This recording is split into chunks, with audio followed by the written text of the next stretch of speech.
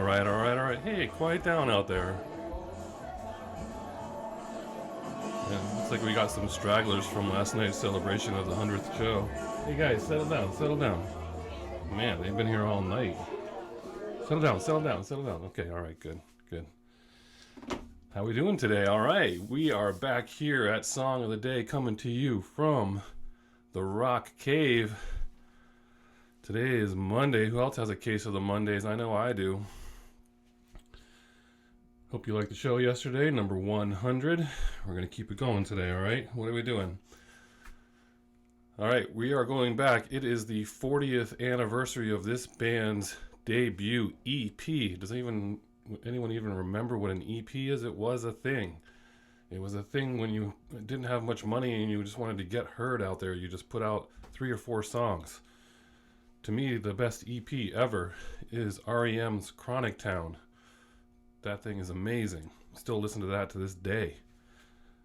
But this band, I just read a few articles and some people are claiming it is among the top EPs ever released in the history of music. So we'll talk about that. But this band is, are you ready for it? Anyway, Missing Persons. Who remembers Missing Persons? They were a band out of LA, short-lived but very popular. And who were they formed by? They're basically a Zappa band. Did you know they were a Frank Zappa band, pretty much? So they're founded in 1980 in LA by members of Zappa's extended band. Dale Bozzio is the singer, right? She comes out of Massachusetts, born in Massachusetts. She goes to Emerson College and she's working at the Playboy Club in Boston, where she's like the bunny of the year there. Gets an offer from Hugh Hefner to move to LA to be part of that scene, and she declines. Somewhere along the way, she meets Frank Zappa and he gets her to work with him. And she is the voice of Mary in Joe's Garage, the famous Joe's Garage. And then he also used her for many other voiceovers in some of his other albums. That's where she meets Terry Bozzio. Obviously her name wasn't Dale Bozzio yet. Meets Terry Bozzio, who is the drummer. He is in the Drumming Hall of Fame. He's on 26 Zappa albums. He's worked with tons of people after that.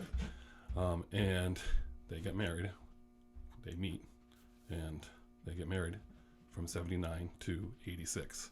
But they meet when they're working for Zappa. So they go off to form this band with Warren Sukarulu. He is the guitar player, and he also guitar player for Zappa, and would later join Duran Duran in 1986 and be part of their touring band until 2001. So, Missing Persons is Frank Zappa's entourage with a band, right? But think about this. They put out their debut EP recorded in Frank Zappa's brand new studio in 1980. This EP was 4 songs, and they would just play locally in LA to promote it, where they became pretty big. And they would try to go and just drive around and distribute their EP to radio stations to try to get them to play it. That's how it worked in those days. But the songs on this EP are Words, Destination Unknown, Mental Hopscotch, and I Like Boys. These are 4 great songs by them. They're probably the only 4 songs, for the most part, that I want to hear from this band, for the most part. But these are their very popular ones. Mental Hopscotch is picked up by K-Rock, played pretty regularly on there. So it goes on to sell 7,000 copies in the LA area, which is unheard of. It's also in the movie Lunch Wagon. That whole EP is in the movie. I'd never heard of that, but they did scrap 1 song on there, and that was the Doors remake of Hello, I Love You. Actually, I can tolerate that version of theirs. It's not too bad.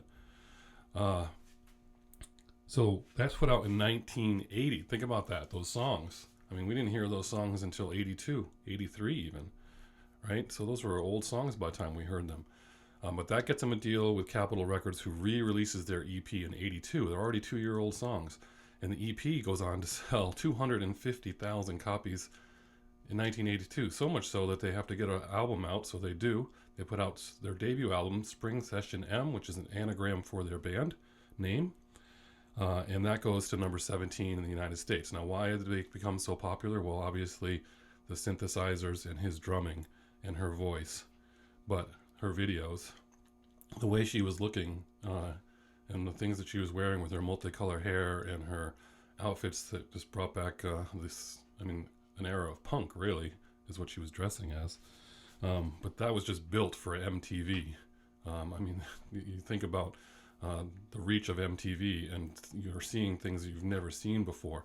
Now, don't forget, I was a latchkey kid raised by a single dad, and so I was raised by 4 aunts and uncles on TV, Nina and the gang, Anyway, so they would be huge from 82, 83, 84. They played the US Festival. Remember we talked about US Festival? There's some Getty images of her playing the US Festival. So definite bright spot for that synthesizer music, and they were pretty early on. You think about how that coming from 1980. So I know not everyone is still a fan of that 80s synthesizer music, but I am. I still love all this stuff. For Song of the Day, you gotta go with Words, because it's their debut song too. It was their debut single. We're gonna play that video, and if you haven't heard this song in a long time, crank it up, and if you've never heard it, give it a listen. Check out their video too. It's Missing Persons. It's Words. It's 40 years old. Have a great Monday, and as usual, we'll see you on the flip side.